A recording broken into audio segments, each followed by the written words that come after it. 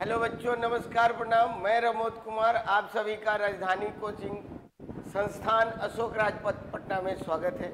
यह कोचिंग संस्थान पटना यूनिवर्सिटी के अपोजिट 6061 नंबर पाया के पास स्थित है।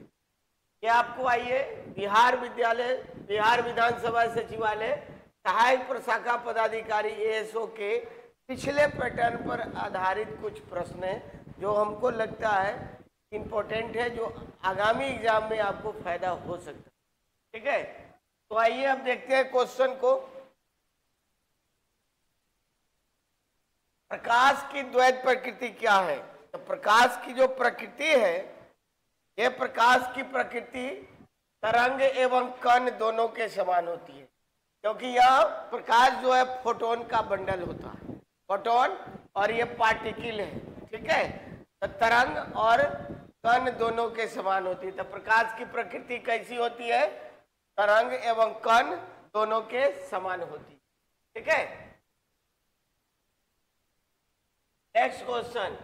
एक कार का एक पहिए जो सड़क पर चल रहा है। अब देखो, कार है, कार का पहिया है। तो कार का जो पहिया है, तो इसमें तीनों घर्षण काम करेगा, स्थैतिक घर्षण भी, गतिज घर्षण भी और लोटनी घर्षण भी। लोटनी का मतलब हो गया जो वस्तु लुढ़कती है, तो उसमें जो घर्षण बल काम करता है। तो इसमें जो है स्थैतिक घर्षण, गतिज घर्षण और लोटनी घर्षण। तो कोई भी गाड़ी है और उसमें अगर चक्का लगा हुआ पहिया है, चाहे आपका साइकिल हो, मोटरसाइकिल हो, कार हो, जीप हो, बस हो, ट्रक हो, सभी में ये तीनों घर्षण होता है, स्थैतिक घर्षण, गतिज घर्षण और लोटनी घर्षण। ठीक है, वॉशिंग मशीन का कार्यकारी सिद्धांत किस पर है? तो अपकेंद्रन बल के कारण इसमें जो है बल जो है ये केंद्र से दूर की ओर लगती है। अगर कोई वस्तु अगर गोल घूम रही है तो उसमें बल केंद्र से दूर की ओर लगती है, और अभिकेंद्री अपकेंद्रन या अभिकेंद्री बल के ही आधार पर चक्रीय झूला,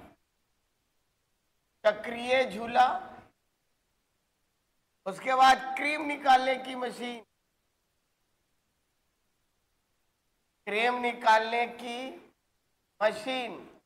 ये सब इसी सिद्धांत पर काम करता है। किस सिद्धांत पर? अभिकेंद्री बल, अपकेंद्रन बल के कारण चक्रीय झूला जो गोल गोल घूमता है वह, और क्रीम जो हम लोग निकालते हैं, या माँ लोग जो घर में दूध से या दही से जो मक्खन निकालती है, वो इसी सिद्धांत पर कार्य करता है। किस पर? अपकेंद्रन बल के सिद्धांत पर काम करता है। CO2 के 1 मोल में होते हैं। तो CO2 के 1 मोल में, अब देखो यहाँ सीधे लिखा हुआ है, यहाँ पर 1823 लिया। CO2 के 3 ग्राम, यहाँ 6 × 10⁻23 कार्बन परमाणु। तो CO2 के 1 मोल में कितने होते हैं? 6 × 10⁻23 कार्बन के परमाणु होते हैं। ठीक है, बाकी ऑप्शन में देखो कहीं मैचिंग नहीं है, इसलिए आप ऐसे भी ऑप्शन से भी इसको आप काट सकते हैं। किसका ऑक्सीकरण अंक सदैव माइनस होता है? तो सदैव माइनस ऑक्सीकरण संख्या का मतलब होता है कोई भी तत्व जितना इलेक्ट्रॉन खोता है या जितना ग्रहण करता है, उस पर जो चार्ज उत्पन्न होता है वही उसकी क्या होती है? ऑक्सीडेशन नंबर, ऑक्सीकरण संख्या। तो इसमें जो ऑक्सीडेशन नंबर है यह सदैव -1 होता है। तो फ्लोरीन का जो है सदैव -1 होता है। किसका? फ्लोरीन का ऑक्सीडेशन नंबर हमेशा -1 होता है। यह जो है सबसे बड़ा विद्युत ऋणात्मक तत्व है। यह सबसे अधिक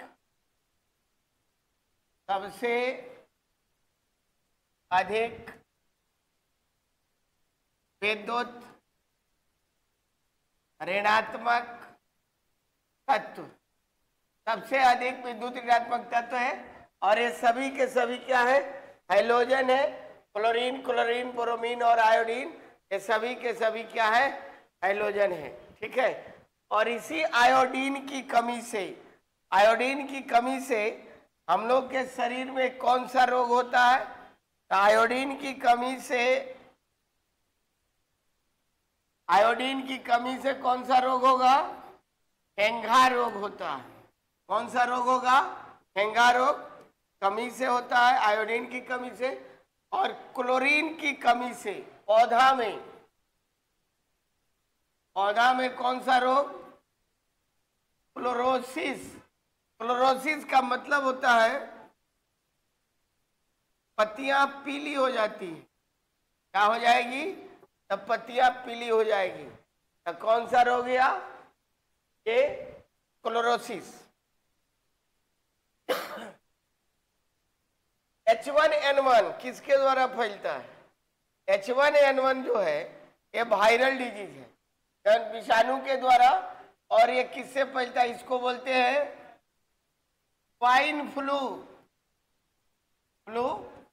और ये फैलता है सुअर से।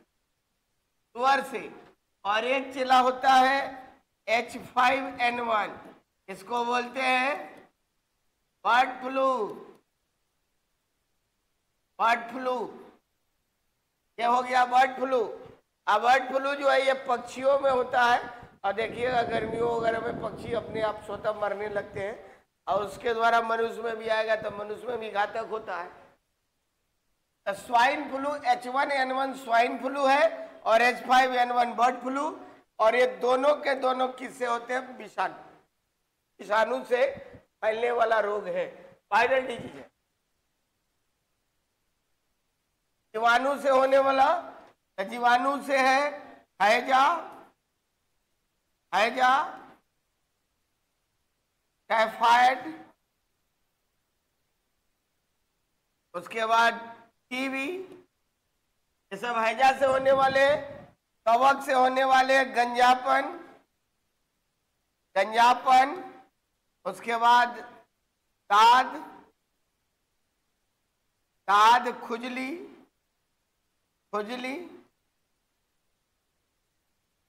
ये सब। और प्रोटोजोआ से होने वाला रोग है पायरिया, मलेरिया। ये सब प्रोटोजोअल रोग हैं, ठीक है। तो बैक्टीरियल रोग और प्रोटोजोअल रोग जीवाणु के द्वारा, वायरस के द्वारा भी होता है। वायरल डिजीज और सारे भी है, ठीक है। अभी के मौसम में सर्दी बुखार हो जाएगा, वो वायरल डिजीज है, ठीक है। चेचक हो गया, खसरा हो गया, ये सब वायरस के द्वारा होता है।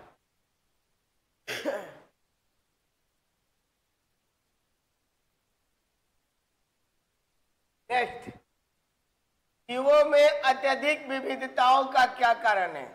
तो जीवों में अत्यधिक विविधता का कारण जो उत्परिवर्तन है। उत्परिवर्तन का मतलब होता है म्यूटेशन।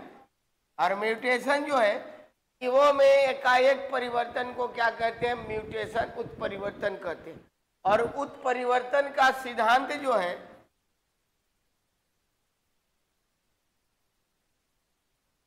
ह्यूगो डी ब्रिज के द्वारा दिया गया। तो किसी भी जीव में एकाएक परिवर्तन को क्या कहते हैं? उत्परिवर्तन कहते हैं। और उत्परिवर्तन का सिद्धांत जो है ह्यूगो डी ब्रिज के द्वारा दिया गया, ठीक है। तो जीवों में अत्यधिक विविधता का कारण क्या है? म्यूटेशन है। नेक्स्ट, निम्नलिखित में से कौन एक मूल तत्व है? मूल तत्व का मतलब इसमें कुछ मिला होना नहीं। जैसे रेत में क्या है? SiO2 silica. संगमरमर क्या है? CaCO3। शक्कर क्या है? ग्लूकोज है, C6H12O6। तो इसमें क्या किसी में मिला हुआ नहीं? तो हीरा यह जो है कार्बन का अपरूप है। और कार्बन का अपरूप एक और है ग्रेफाइट। कार्बन का अपरूप हीरा और ग्रेफाइट जो है दोनों के दोनों कार्बन के अपरूप है। और रेत हो गया SiO2, संगमरमर हो गया CaCO3 और शक्कर हो गया तो ये। और हीरा जो है ये अकेले मूल तत्व है, इसमें कोई मिला हुआ नहीं है। तो इसका आंसर क्या हो गया? हीरा हो गया, ठीक है।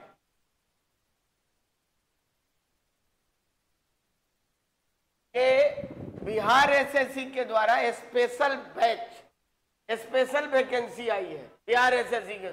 बीएसओ का 642, हाई स्कूल कलर का 6421, 4 पंचायत लिपिक भर्ती 8093 और इंटर लेवल का 12,199 और CGL 4 का 14,181।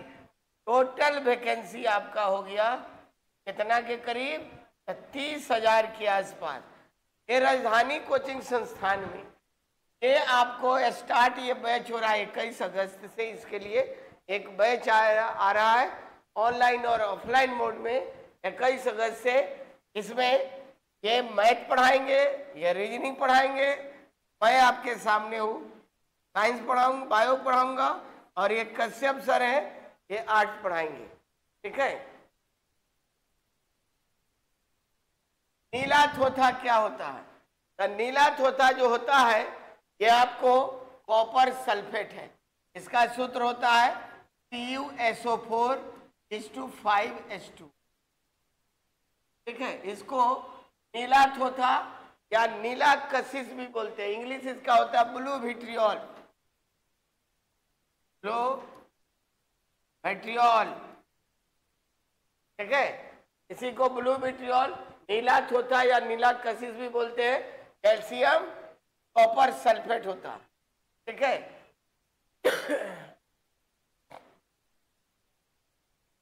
किसी अर्धचालक का प्रतिरोध, कोई भी अर्धचालक है तो अर्धचालक का प्रतिरोध जो है जब हम गर्म करेंगे तो अर्धचालक का प्रतिरोध क्या हो जाएगा? घट जाएगा।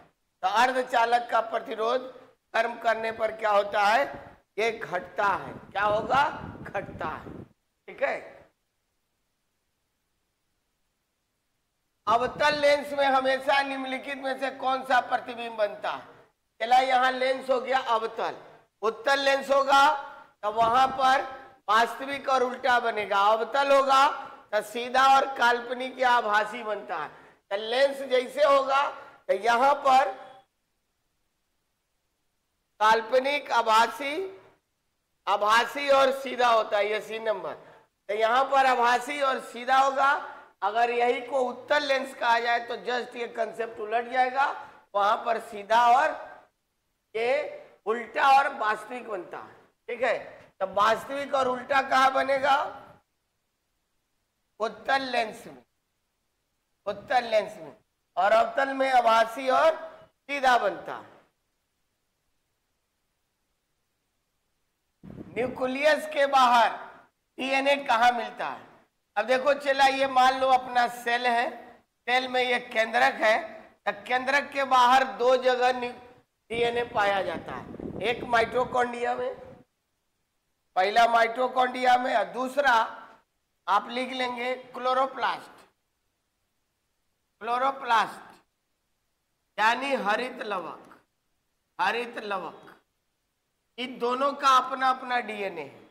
तो यह जो दोनों है ये सेल से भी प्रोटीन लेते हैं और अपने लिए प्रोटीन का भी निर्माण करते हैं। तो माइटोकॉन्ड्रिया जब अपने लिए प्रोटीन का निर्माण करेगा तो इसलिए इसको बोलते हैं semi autonomous body. Semi autonomous body. Ribosome को प्रोटीन पैक्टिव बताए थे। अंतःप्रद्रव्यी जालिका को बोलते हैं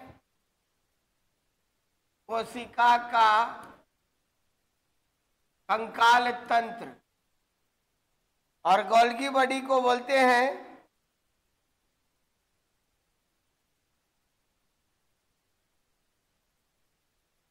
गोल्गी बॉडी जो है इसका एक उपनाम है, इसको बोलते हैं डिक्टियोसोम। डिक्टियोसोम, गोल्गी बॉडी को डिक्टियोसोम बोलते हैं या लिपोकॉन्ड्रिया भी बोलते हैं। ठीक है।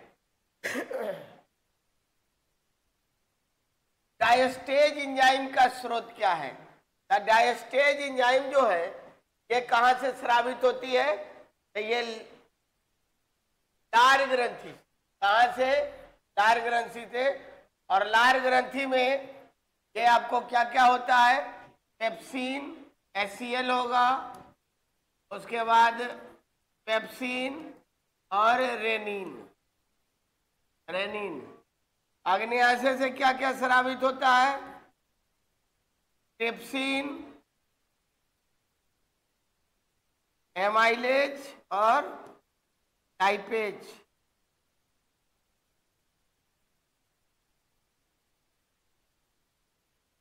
लार ग्रंथि से टाइलिन स्रावित होता। टाइलिन। यकृत से क्या स्रावित होगा? यहां से पाइल जूस, पित्तरस, पित्तरस स्रावित होता। और अमाशय से स्रावित होगा 3 गो, पेप्सिन, HCl और रेनिन। रेनिन ये सब भोजन में कोई प्रोटीन का पाचन करेगा, कोई कार्बोहाइड्रेट का करेगा, कोई वसा का पाचन करता है। तो ये सब भोजन को पचाने में क्या होते हैं? सहायक होते हैं। प्रोटीन की अधिकतम मात्रा, सबसे अधिक प्रोटीन कहाँ पाई जाती है? तो सबसे अधिक प्रोटीन सोयाबीन में पाई जाती है 42%। अगर यहां पर रहता मशरूम, मशरूम तो सबसे अधिक इसी में होता है, सबसे अधिक। ये सोयाबीन से भी अधिक होता है।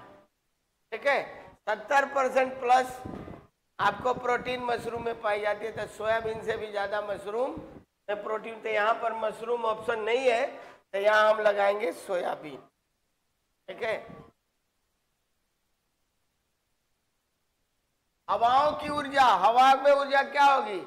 गतिज। हवा में गति होती है तो गतिज ऊर्जा। किसी भी वस्तु में गति के कारण जो ऊर्जा होती है उसको गतिज ऊर्जा, और उसके स्थिति के कारण यानी स्थिर रहने के कारण जो ऊर्जा होती है उसको स्थितिज ऊर्जा कहते हैं। ठीक है।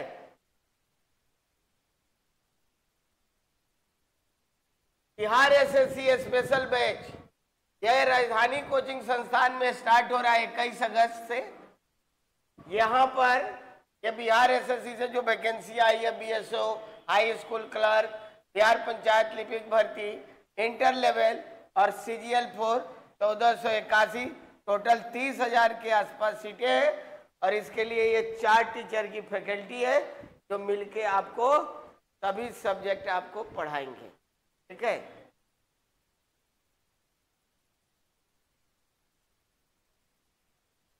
एक चिकित्सक दांतों के आवर्धित प्रतिबिंब देखने के लिए किस प्रकार के दर्पण का उपयोग करते हैं?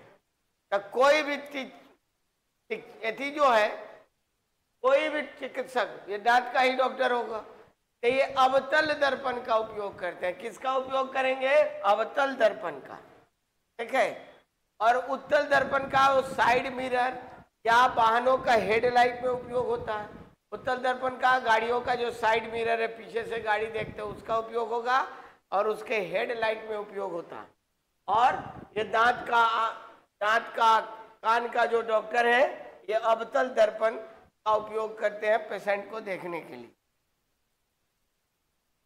सही संबंध बताएं। ठीक है। तो सही संबंध है धारिता, आवेश, अवलिक विभव, ये सही संबंध है। ये संबंध को बताना है। ठीक है। अवस्रव या इंफ्रासोनिक तरंग की आवृत्ति क्या होगी? तब 20 Hz से कम। और पराश्रव होगा, पराश्रव या अल्ट्रासोनिक, इसका होता है 20,000 Hz से अधिक। और श्रव्य होता है, श्रव्य जिसको हम सुन सकते हैं, 20 से लेके 20,000 Hz तक इसको हम सुन सकते हैं। न इसको सुन सकते हैं, न इसको सुन सकते। ठीक है।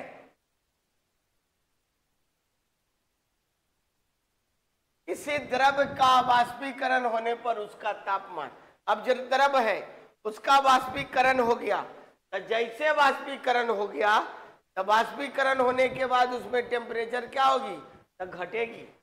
वाष्पीकरण होने के बाद टेम्परेचर क्या हो गया? घटती है। मनुष्य में अंतःस्रावी ग्रंथि नहीं है। तो मनुष्य में अंतःस्रावी ग्रंथि, अधिवृक्क, अधिवृक्क दोनों एक के हो गए, पीयूष ग्रंथि, ये दोनों क्या है भाई अंतःस्रावी है। यकृत, यकृत हो गया, उसके बाद स्वेद ग्रंथि, तैलीय ग्रंथि,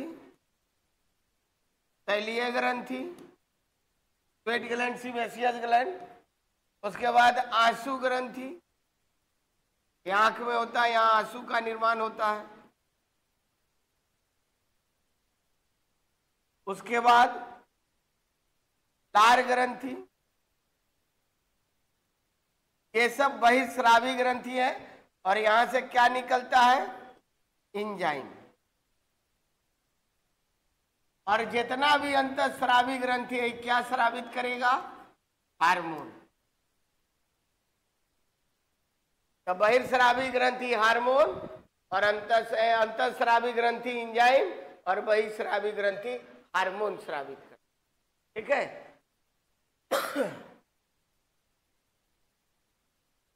कोबालामीन पूरा नाम है साइनोकोबालामीन।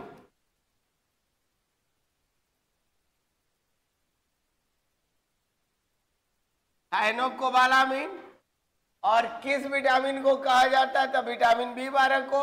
और इसमें कौन सी धातु होती है, कोबाल्ट, कोबाल्ट यानी CO धातु होती है।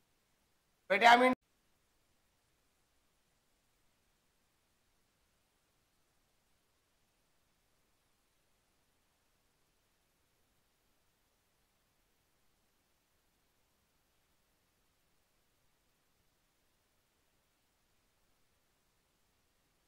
विटामिन डी को बोलते हैं कैल्सी फेरॉल, और इसकी कमी से बच्चों में रिकेट्स, ये हो गया बच्चा में, और इसी को बोलते हैं सूखा रोग।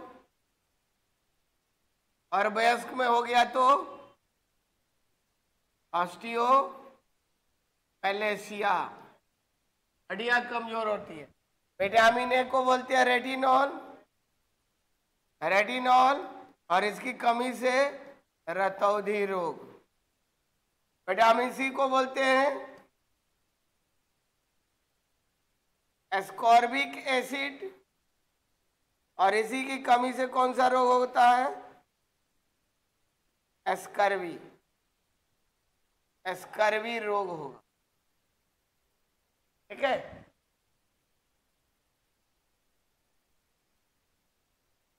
दम्मा अस्थमा रोग किसके कारण होता है, दम्मा जो होता है फंगस कवक के कारण होता है।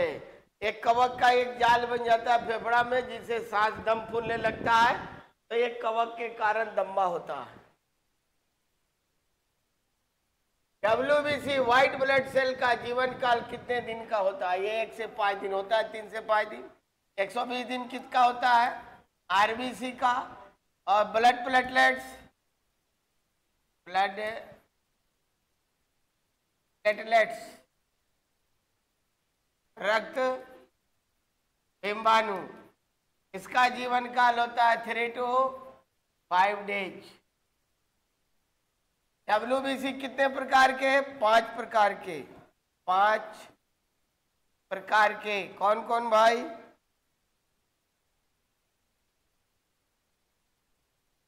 एसनोफिल्स, बाइसोफिल्स, न्यूट्रोफिल्स, लिम्फोसाइट और मोनोसाइट, मोनोसाइट।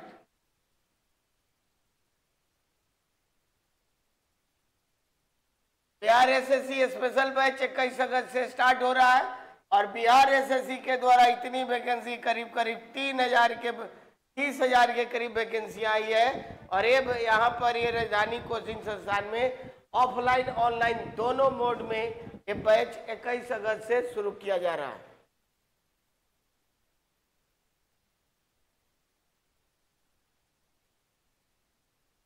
पराग कणों का अध्ययन, परागकणों के अध्ययन को बोलते हैं पॉलिनोलॉजी। होमोलॉजी क्या? कार्पोलॉजी, ये हो गया फल का अध्ययन। साइकोलॉजी हो गया शैवाल, शैवाल का अध्ययन। माइकोलॉजी हो गया कवक। परागकण के अध्ययन को क्या बोलते हैं? पॉलिनोलॉजी बोलते हैं। क्या बोलेंगे? पॉलिनोलॉजी कहते हैं। ठीक है। किस कोशिकांग को कोशिका का मास्टर कहा जाता है? तो मास्टर किसको कहेंगे? नाभिक न्यूक्लियस को। इसी को कोशिका का मस्तिष्क भी बोलते हैं। कोशिका का मस्तिष्क। माइटोकॉन्ड्रिया को बोलते हैं ऊर्जागृह, ऊर्जागृह। और इंडोप्लाज्मिक रेटिकुलम को बोलते हैं कंकाल, कोशिका का कंकाल तंत्र। कोशिका का कंकाल तंत्र। न्यूक्लियस के अंदर में न्यूक्लियोलस होता है। ठीक है। इसका निर्माण आरएनए और प्रोटीन से होता है। डिओडेनम, छोटी आंत में 3 भाग होते हैं। एक हो गया डिओडेनम, डिओडेनम, उसके बाद जेजेनम और इलियम। डिओडेनम किसका भाग है? तो ये छोटी आंत का भाग है। डिओडेनम होता है सबसे छोटा, सबसे छोटा। और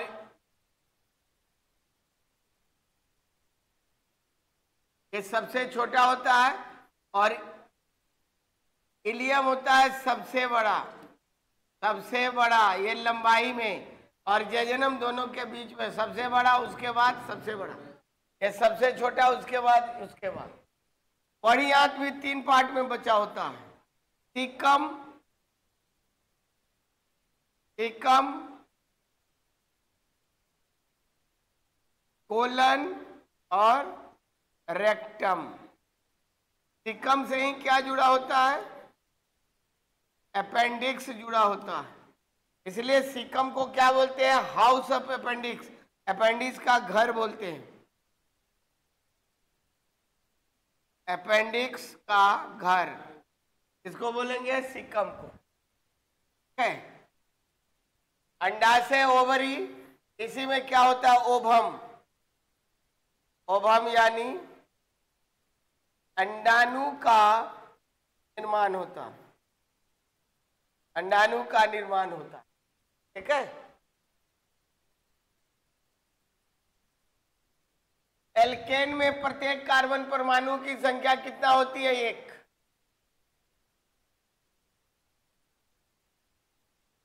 MgO, मैग्नीशियम ऑक्साइड विलियम होता है। ये कैसा होता है? अम्लीय होता है। अगर ये क्षारीय होगा तो MgOH(2), मैग्नीशियम हाइड्रोक्साइड रहता तब यह क्षारीय होता। तो मैग्नीशियम ऑक्साइड का नेचर जो होता है यह अम्लीय होता। pH मान में 1 से 7 में हुई वृद्धि किसका प्रतिनिधित्व करता है? यानी 1 से 7 तक जो वृद्धि होता है वो किसका प्रतिनिधित्व करता है? pH मान में ये OH आयन सांद्रता में वृद्धि, यानी 1 से 7 अगर बढ़ेगा तो OH आयन के सांद्रता में क्या होता है? वृद्धि होगा। कंसंट्रेशन में बढ़ेगा तो ये 1 से 7 वृद्धि का प्रतिनिधित्व करता है। अल्फा, बीटा और गामा किरणें की वेधन क्षमता, तो सबसे अधिक वेधन होता है गामा का, फिर बीटा का, फिर अल्फा का। तो ये गामा, बीटा और अल्फा, इसका आंसर होगा बी नंबर।